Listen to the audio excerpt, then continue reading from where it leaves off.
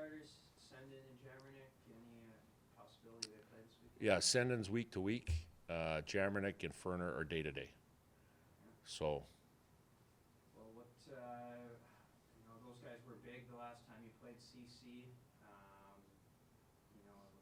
Possibly being already without Gavin. What do you want to see from your team this week? Yeah, well, I think we've been playing with some pretty good consistency over the last 3 weeks, getting some results that we needed to get. Saturday, obviously, we didn't get that result of the full 3 points, but, we got some newer guys in our lineup, and, we want to keep playing with the consistency with the guys that remain in our lineup that have been in there, but the new guys coming in, bringing us energy and bringing us kind of that mentality of what we've been bringing as a group all year, and that creates opportunity, right? I mean, some guys haven't had a lot of opportunity through the year to show what they have, and now they have. And at the end of the day, we're excited about getting into the weekend here with the group we have. The fourth line obviously got a lot more minutes on Saturday nights. Just what do you think of seeing them with a little bit increased assignment, maybe? Yeah, for sure.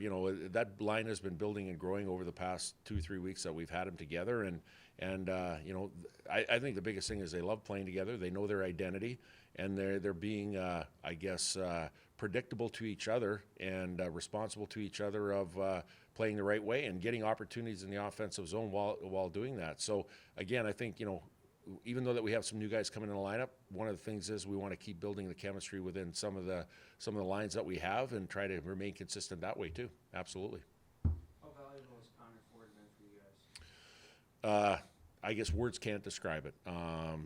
You're seeing the on ice product as far as what he brings to the table in all situations, but the off ice side, obviously we gave him a letter here due to Gavin Hayne being out of the lineup, and he's embracing that too. Anytime you get a guy coming into your lineup for only 1 year, sometimes you try to find your role or your spot, and you don't want to over supersede things of what goes on. But he's been, taking whatever he gets and embracing it and taking it and maximizing everything he's done. And now the leadership side too, he's helping out on that side. And I think just having a guy that kind of constantly does it on and off the ice is a big thing, especially, going through a time that we are with some guys out of the lineup.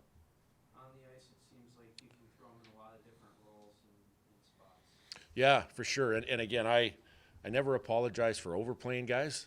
I sometimes apologize for maybe not playing guys enough. But, for us, when we went down a couple of forwards in the Saturday game, and then I looked at his minutes, and that's combined with overtime too. I think he was almost at 22 minutes, almost 22, 23 minutes, and that's unheard of as a forward to play that much. But, at the end of the day, he was forced to do that, and he never looked back. And I thought he played an excellent game throughout. And, that's going to happen. Sometimes situations here where the experienced guys, we're going to have to lean on them heavily down the stretch, especially when we're, have a couple guys out of our lineup.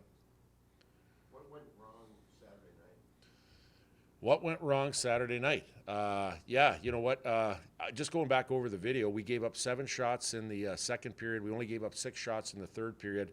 They had a couple of timely goals. They had a power play goal to make it a 1-goal game, and then they had kind of a seeing eye single puck that went off a body in front, about 20 feet in front of the net, that went over the head of our goaltender that he had no chance on. So they got a couple of bounces early. And again, I thought that we played, and again, when Jamernick and Sendin went out of the game 5 minutes into the second period, I thought we did a pretty good job of managing the game as much as we could, and even had opportunities to increase our leads at that time.